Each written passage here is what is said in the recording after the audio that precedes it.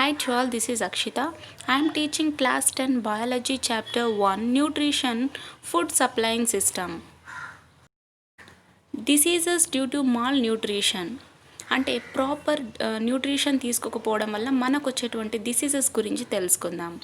We know that food is the main source to maintain biological processes in a perfect manner.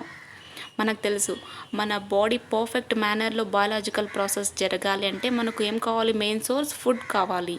Our diet should be a balanced one which contains proper amounts of carbohydrates, proteins, vitamins, minerals, salts and fats. మనం తీసుకున్నటువంటి డైట్లో అంటే సమతుల్య ఆహారంలో ఏమేమి ఉండాలి? Carbohydrates, proteins, vitamins, minerals and fats ఎలా ఉండాలంటే ప్రాపర్ అమౌంట్లో తీసుకోవాలి. 2/3 of world population is affected by food related diseases. అంటే ప్రపంచ జనాభాలో 2/3 వరకు దేనికి లోనవుతున్నారు అంటే ఫుడ్కు సంబంధించినటువంటి డిసీజ్కు లోనవుతున్నారు.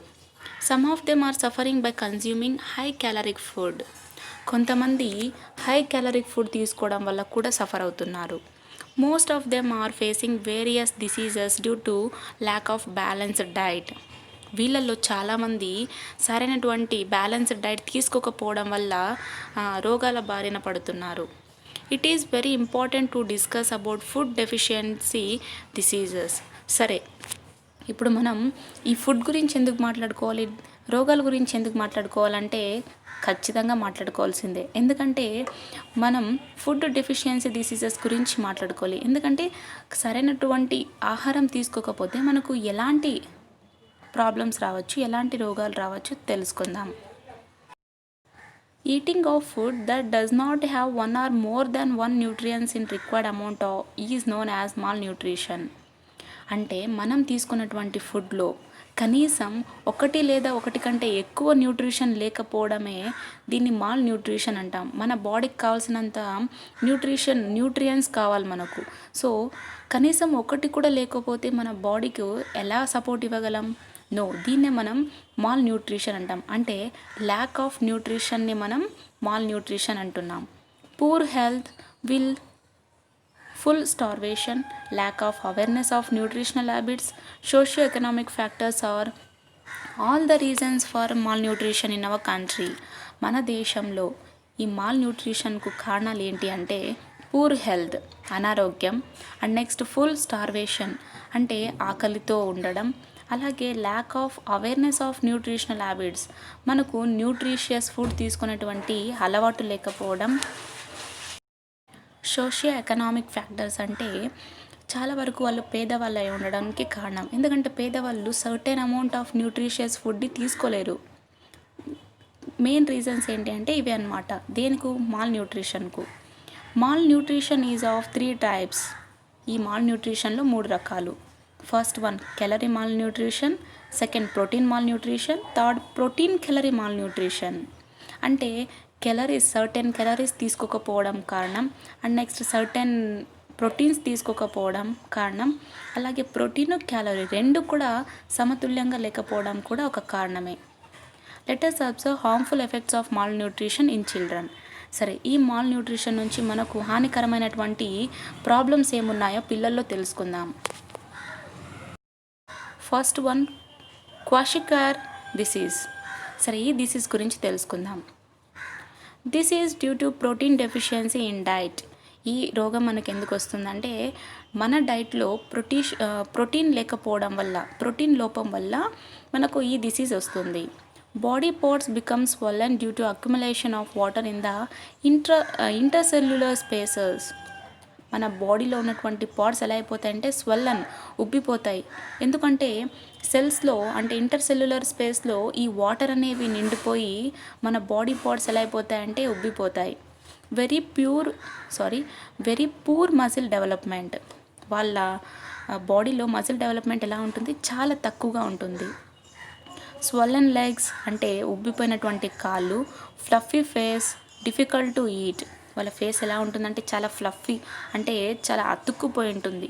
అలాంటి ఫేస్, తినడానికి కూడా చాలా కష్టం.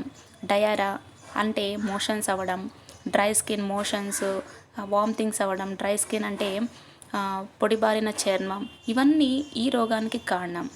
అంటే ఈ క్వాషియర్కోర్ డిసీజ్ ఉందంటే దానికి మెయిన్ సిమ్టమ్స్ ఏమేమి ఉంటాయి? పూర్ మసిల్ డెవలప్మెంట్, అలాగే swollen legs, fluffy face, diarrhoea, dry skin ఉన్నట్టయితే ఇవన్నీ దేనికి కారణం అంటే క్వాషియర్కోర్ డిసీజ్కు సిమ్టమ్స్ అన్నమాట. ఇది దేని నుంచి, ఏ లోపం నుంచి మనకు ఈ డిసీజ్ వస్తుందంటే ప్రోటీన్ డెఫిషియన్సీ వల్ల మనకు ఈ డిసీజ్ వస్తుంది. And second one is marasmus. This is due to deficiency of both proteins and calories. మనకు ఈ డిసీజ్ దేని లోపం నుంచి వస్తుందంటే ప్రోటీన్స్ అలాగే క్యాలరీస్, వీటి లోపం వల్ల మనకు ఈ డిసీజ్ వస్తుంది. Generally this disease occurs when there is an immediate second pregnancy or repeated child births. Lean and weak, swelling limbs, less developed muscles, dry skin, diarrhoea etcetera are symptoms of this disease. సరే, మనకు ఎక్కువగా ఈ రోగం ఎలా వస్తుందంటే ఇమ్మీడియట్గా second pregnancy రావడం, లేదా ఇమ్మీడియట్గా మనం పిల్లలకు బర్త్ ఇవ్వడం, ఇలాంటివి చేసినప్పుడు మనకు ఈ డిసీజ్ ఎక్కువగా వచ్చే అవకాశం ఉంది. సడన్గా చాలా బక్కగా అయిపోవడం, మనిషి వీక్ అయిపోవడం, అలాగే మన లిమ్స్ అంటే మన తొడలు, కాళ్ళు కూడా ఉబ్బిపోవడం జరిగిపోతూ ఉంటుంది. మన యొక్క మజిల్ డెవలప్మెంట్ కూడా తగ్గిపోతుంది. మన స్కిన్ ఎప్పుడు డ్రైగా ఉంటుంది, అలాగే మనకు వామిటింగ్స్, మోషన్స్ ఎక్కువగా ఉంటాయి. ఇవి ఈ రోగానికి సిమ్టమ్స్ అంటే లక్షణాలు. ఇదేం రోగం అంటే మ్యారమస్ రోగం అన్నమాట. సో ఇది దేని లోపం నుంచి వస్తుంది? ప్రోటీన్స్ అలాగే క్యాలరీస్ లోపం వల్ల వస్తుంది. అండ్ నెక్స్ట్ థర్డ్ వన్ వచ్చేసి obesity. This is due to over eating and excess of energy intake. Obesity అంటే చాలా బరువు అయిపోవడం, లావ్ అయిపోవడం అనమాట. దేని నుంచి వస్తుందంటే ఎక్కువగా తినడం వల్ల, అలాగే చాలా ఎక్సెస్ ఎనర్జీని కూడా మనం ఇంటేక్ చేయడం వల్ల కూడా ఈ ప్రాబ్లం వస్తుంది. It is a big health hazard. ఇది చాలా హెల్త్ హజార్డ్ అనమాట, పెద్ద health hazard. Obese children when growths they will be target of many diseases like diabetes, cardiovascular, renal, gallbladder problems. సరే, అంటే ఒబేస్ చిల్డ్రన్, ఈ ఒబేసిటీ వచ్చినటువంటి పిల్లల్లో మనం వాళ్ళ గ్రోతింగ్లో చూస్తున్నట్టయితే చాలా వరకు డిసీజెస్ ఎలా ఉంటాయంటే డయాబెటీస్ రావడం, అంటే చిన్న ఏజ్లోనే డయాబెటీస్ రావడం, లేదా గ్యాల్ బ్లాడర్ ప్రాబ్లం రావడం, కార్డియోవాస్కులర్ ప్రాబ్లం, ఇలాంటి ప్రాబ్లమ్స్ వస్తూ ఉంటాయి. Discuss about junk foods and other food habits which leads to obesity. అంటే జంక్ ఫుడ్స్ తినడం కూడా ఒబేసిటీకి ఒక కారణమే. మన ఫుడ్ హ్యాబిట్స్ కూడా ఈ ఒబేసిటీకి ఒక కారణమే. సో అందుకే ప్రాపర్ బ్యాలెన్స్డ్ డైట్ తీసుకోవాలి. Try to avoid junk food. అంటే నెక్స్ట్ వన్ వచ్చేసి విటమిన్ డెఫిషియన్సీ డిసీజెస్. సరైనటువంటి వైటమిన్స్ లేకుంటే మనకు ఎన్నో డిసీజెస్ వస్తాయి. Vitamins are organic substances. They are micronutrients required in small quantities. Actually, vitamins are not synthesized in the body. We do not generally suffer from vitamin deficiency. The source of vitamins to our body is through two ways. One is diet and the other is bacteria present in the intestine that synthesize and supplies vitamins to the body. ఈ vitamins ఏంటి? Organic substances. ఇవి small క్వాంటిటీస్లో మనకు ఉంటే సరిపోతాయి. అలాగే ఇవి మన బాడీలో డైరెక్ట్గా వాటంతకవే సింథసైజ్ జరగవు. మన ఇంటెస్టైన్లో కూడా మనం బ్యాక్టీరియా ఉంటుందని చెప్పుకున్నాం. ఈ బ్యాక్టీరియా డైజెషన్ జరగడానికి ఎంతో హెల్ప్ఫుల్ అని కూడా చెప్పుకున్నాం కదా. So it is one of that. Vitamins are classified in 2 groups. విటమిన్స్ని 2 గ్రూప్స్గా క్లాసిఫై చేశారు. One is water soluble vitamins, B complex vitamin C. Water soluble విటమిన్స్లో బి కాంప్లెక్స్ ఒకటి, అలాగే విటమిన్ సి ఒకటి. And the other is fat soluble vitamins, vitamin A, D, E, K. ఇవన్నీ fat soluble vitamins. Let us study the following chart showing vitamins available sources and deficiency. సరే, ఇక్కడ మనకు vitamins names ఇచ్చారు. ఆ vitamins మనకు ఎలాంటి ఫుడ్లో దొరుకుతాయి అంటే సోర్సెస్ ఏంటి, అలాగే ఒకవేళ ఆ విటమిన్ మనం తీసుకున్నట్టయితే దాని యొక్క లోపం నుంచి వచ్చే డిసీజెస్ ఏంటి, ఆ డిసీజెస్ వచ్చాయని తెలుసుకోవడానికి లక్షణాలు, సిమ్టమ్స్ ఏంటో తెలుసుకుందాం. సో ఇక్కడ మనకు vitamin, resources, deficiency, diseases, symptoms ఇచ్చారు. సరే, థయామిన్ B1, ఇది మనకు B1 విటమిన్. ఇది ఎక్కడెక్కడ ఉంటుందంటే సీరియల్స్లో అవైలబుల్గా ఉంటుంది, oil seeds, vegetables, milk, meet, fish, eggs. So ఇందులో మనకు B1 థయామిన్ అవైలబుల్గా ఉంది. ఒకవేళ ఈ B1 విటమిన్ మనకు లోపం ఉన్నట్టయితే మనకు వచ్చేటువంటి డిసీజ్ ఏంటి? బెరీ. సో ఈ డిసీజ్కు సిమ్టమ్స్ ఏంటో చూద్దామా? వామిటింగ్స్ ఎక్కువగా అవడం, ఫిట్స్ కూడా రావడం ఒక కారణం, loss of appetite, difficulty in breathing, paralysis. సరే, ఈ విటమిన్ డెఫిషియన్సీ వల్ల మనకు వచ్చేటువంటి డిసీజెస్లో కొన్ని సిమ్టమ్స్ చెప్పుకుంటున్నాం కదా. మనకు బ్రీతింగ్లో ప్రాబ్లం రావడం, అలాగే పారాలైసిస్ రావడం, వామిటింగ్స్, ఫిట్స్ రావడం కూడా ఈ విటమిన్ లోపం వల్ల మనకు జరిగేటువంటి లక్షణాలు. అండ్ నెక్స్ట్ వన్ వచ్చేసి రైబోఫ్లావిన్ B2. ఇది మనకు ఎక్కడెక్కడ ఉంటుందంటే milk, eggs, liver, kidney, green leafy vegetables. So దీని నుంచి వచ్చేటువంటి డిసీజ్ ఏంటంటే glossitis, mouth cracks at corners, red and sore tongue, photophobia, scaly skin.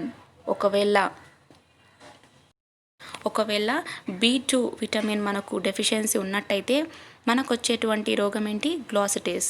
So symptoms ఎలా ఉంటాయంటే మన నోటి కొనల్లో కార్నర్స్లో క్రాక్స్ రావడం, లేదా టంగ్ మీద రెడ్గా మారిపోవడం, అలాగే స్కాలీ స్కిన్ మారిపోవడం, ఫోటోఫోబియా కూడా రావచ్చు. అండ్ నెక్స్ట్ థర్డ్ వన్ వచ్చేసి నియాసిన్ B3. ఎక్కడెక్కడ ఉంటుందంటే kidney, liver, meet, egg, fish, oil seeds. ఈ విటమిన్ వల్ల మనకు దీని లోపం వల్ల మనకు వచ్చే రోగం ఏంటి? పెల్లగ్రా. సరే, సిమ్టమ్స్ చూద్దాం.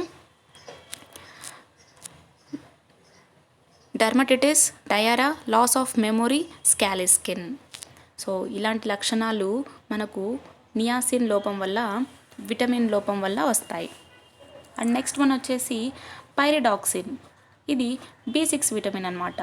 Serials, oil seeds, vegetables, milk, meet, fish, eggs, liver, ఇందులో ఇలాంటి సోర్సెస్లో మనకు అవైలబుల్ ఉంటుంది.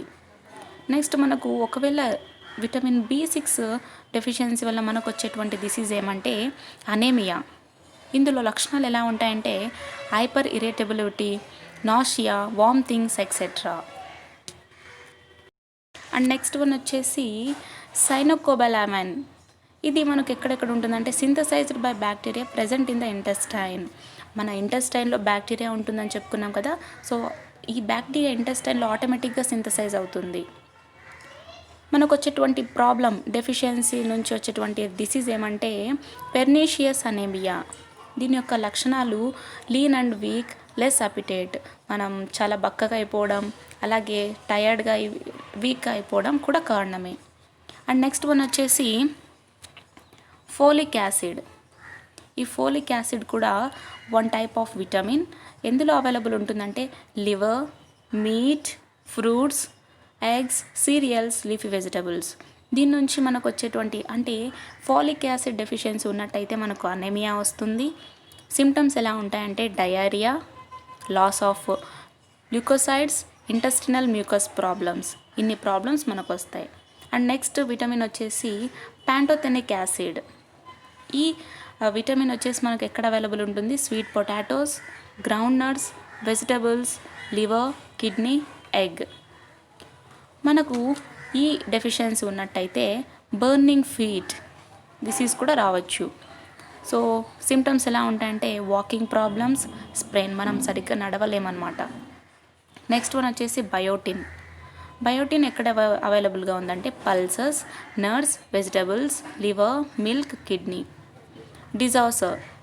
Diseases, nervous disorders. లక్షణాలు ఎలా ఉంటాయి? Fatigue, mental depression, muscle pains. And next one వచ్చేసి ascorbic acid, vitamin C. So ఇది మనకు గ్రీనీ లీఫీ వెజిటబుల్స్లో, సిట్రస్లో, ఫ్రూట్స్లో, స్ప్రౌట్స్లో అవైలబుల్ ఉంటుంది. దీని నుంచి, ఈ డెఫిషియన్స్ నుంచి మనకు వచ్చే డిసీజ్ వచ్చేసి scurvy. Delay in healing of wounds, fractures of bones. మనకి ఏమైనా గాయాలైతే త్వరగా నయం కావన్నమాట. దేని లోపం ఉంటే? విటమిన్ సి లోపం ఉన్నట్టయితే. అలాగే బోన్స్ కూడా సరిగ్గా ఫ్రాక్చర్ జరగవు. And next retinol, vitamin A. Leafy vegetables, carrot, tomato, pumpkin, papaya, mango, meat, fish, egg, liver, milk, cod liver, oil, shark liver oil. So ఇందులో మనకు విటమిన్ ఏ అవైలబుల్గా ఉంటుంది. ఒకవేళ విటమిన్ ఏ డెఫిషియన్సీ ఉన్నట్టయితే diseases దేనికి రిలేటెడ్గా ఉంటాయి? ఐకు, స్కిన్కు రిలేటెడ్గా ఉంటాయి. సరే, సిమ్టమ్స్ ఎలా ఉంటాయంటే రేచీకటి, అలాగే స్కాలీ స్కిన్ ఉండడం, కార్నియా ఫెయిల్యూర్, ఇలాంటి లక్షణాలు ఉంటాయి. సో ఇవన్నీ విటమిన్స్ దొరికేటువంటి సోర్సెస్, అలాగే వాటి యొక్క డెఫిషియన్సీ నుంచి వచ్చేటువంటి డిసీజెస్, ఆ డిసీజ్ యొక్క సిమ్టమ్స్ అన్నమాట. సో ఇన్ని చూసాం కదా. సరే, నెక్స్ట్ వీడియోలో మనం ఇంకా తెలుసుకుందాం.